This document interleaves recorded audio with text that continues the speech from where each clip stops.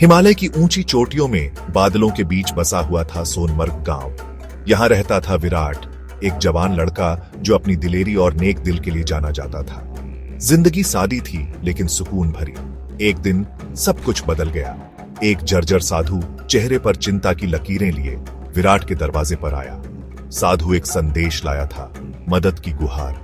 मेरू पर्वत पर बने पवित्र मंदिर पर एक बुरी शक्ति का साया पड़ गया था, जिससे पूरे इलाके पर खतरा मंडरा रहा था।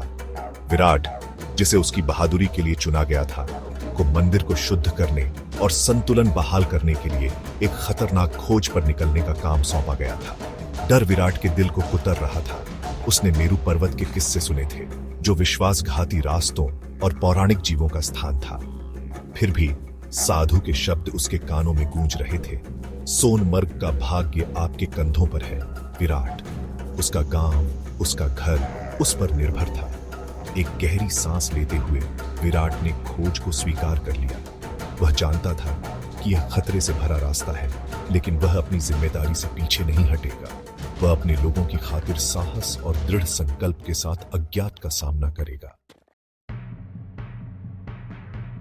उसकी यात्रा मेरू पर्वत की तलहटी में शुरू हुई। ऊपर उठता हुआ पहाड़ ऐसा लग रहा था मानो स्वर्ग को छू रहा हो। रास्ता खतरनाक था। एक संकरी घुमावदार पगडंडी जो एक खड़ी चट्टान के किनारे किनारे जाती थी। हवा पतली और बर्फीली ठंडी हो गई। विराट के चढ़ते ही दिन रात में बदलते गए। उसका हौसला हर कदम के साथ मजबूत होता गया। उसका सामना अजीब जीवों से हुआ। जलते अंगारों जैसी आंखों वाले हिम तेंदुए, ऊपर मंडराते विशाल चील। उसने अपनी मंजिल के बोझ से प्रेरित होकर भूख और थकावट से लड़ाई लड़ी। एक शाम जब सूरज लंबी परछाई डाल रहा था, विराट बर्फ के पर्दे के पीछे छिपी एक गुफा पर ठोकर मार गया। कड़ाके की ठंड से बचने के लिए उसने अंदर प्रवेश किया। अंदर की हवा बासी और भारी थी। जमीन अंधेरे में नीचे की ओर ढलान वाली थी। जैसे ही उसकी आंखें अभ्यस्त हुईं, विराट को झटका लगा कि वह अकेला नहीं है। दो चमकती आंखें धधकते अंगारों की तरह गुफा की गहराई से उसे घूर रही थीं। गुफा में एक धीमी गड़गड़ाहट गूंज उठी। विराट, उसका हाथ सहज रूप से अपनी तलवार की मूठ को पकड़े हुए एक कदम पीछे हट गया। जीव परछाई से निकला एक विशाल हिमालयी भालू। उसका फर उलझा हुआ था और बर्फ से ढका हुआ था। डर ने उसे पंगु बना देने की धमकी दी, लेकिन विराट अपनी जगह पर डटा रहा। वह जानता था कि भागना व्यर्थ होगा। उसे इस चुनौती का डटकर सामना करना था। अपनी तलवार खींचकर वह लड़ने को तैयार हो गया। लेकिन तभी एक अजीब सी घटना घटी। भालू ने हमला करने के बजाय अपना सिर नीचे कर लिया और करुण विलाप किया। इसने विराट को घेर लिया, हवा को सूंघते हुए। फिर विराट को आश्चर्यचकित करते हुए भालू ने अपने सिर से गुफा के पीछे की ओर इशारा किया। झिझकते हुए विराट ने पीछा किया। भालू उसे गुफा में और अंदर ले गया।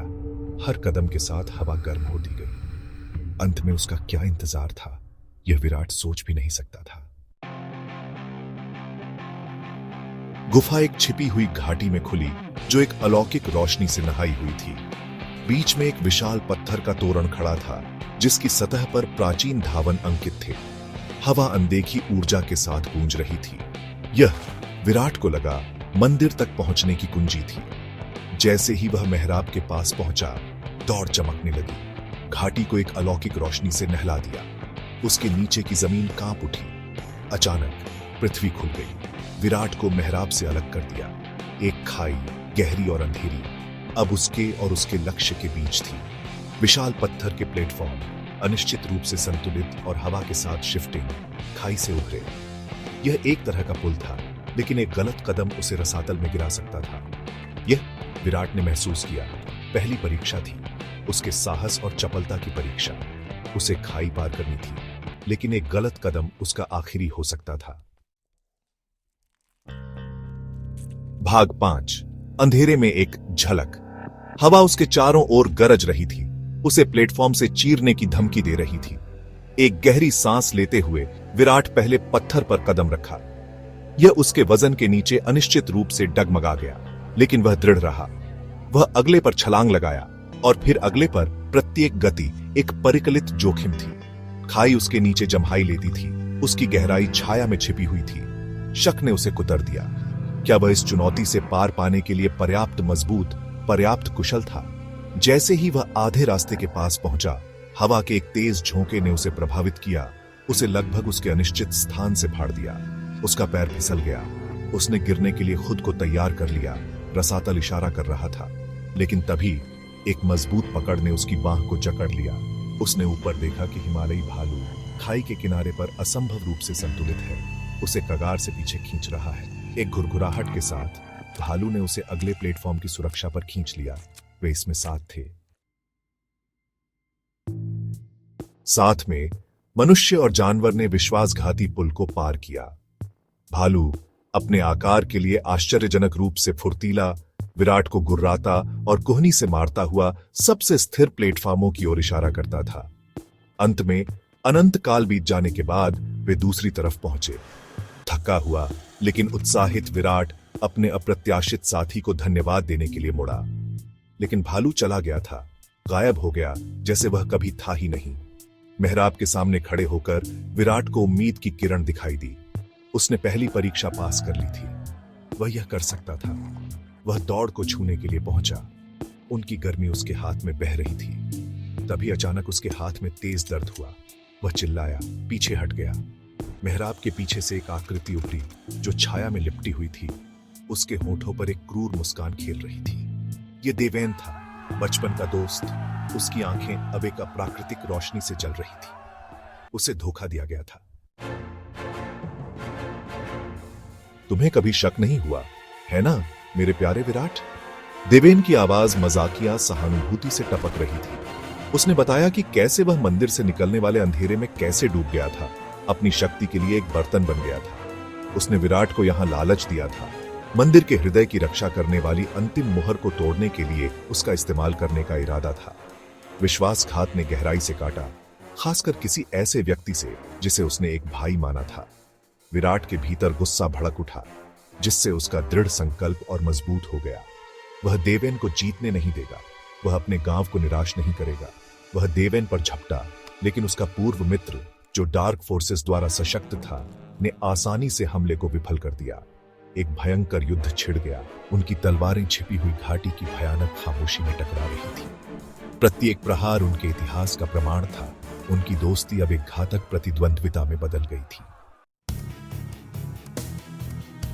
लड़ाई जारी रही, स्टील और रोश का बवंडर।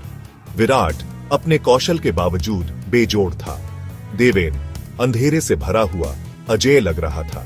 जैसे ही देवेन ने अंतिम प्रहार की तैयारी की, विराट के दिमाग में एक याद चमक उठी। हंसी का एक साझा क्षण, बहुत पहले की गई दोस्ती का वादा।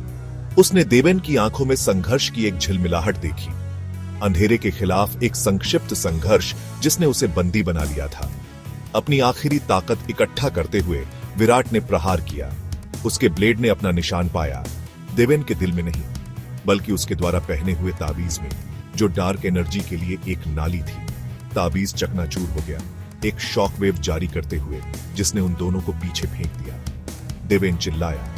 उसकी आंखों से अंधेरा हट गया, केवल भ्रम और दर्द पीछे रह गया। वह अपने घुटनों के बल गिर पड़ा। उसके कार्यों का भार उसे कुचल रहा था। जीत भारी कीमत पर मिली थी, एक दोस्त का भ्रष्टाचार। ताबीज नष्ट हो जाने के साथ ही मंदिर को अपनी चपेट में लेने वाला अंधेरा छंटने लगा। हवा एक बार भारी और दमनकारी साफ हो गई। घाटी में प्रकाश लौट आया। विराट बुरी तरह घायल लेकिन जीवित देखता रहा, क्योंकि पत्थर का तोरण टूट गया, मंदिर के रास्ते को हमेशा के लिए सील कर दिया। उसकी तलाश पूरी हुई। उसने अपने गांव को बचा लिया था, लेकिन जीत खोखली लग रही थी। उसने एक दोस्त, एक भाई खो दिया था। वह एक बदले हुए व्यक्ति के रूप में सोनमर्ग लौट आया, हमेशा के लिए इस परीक्षा से चिह्नित हो गया।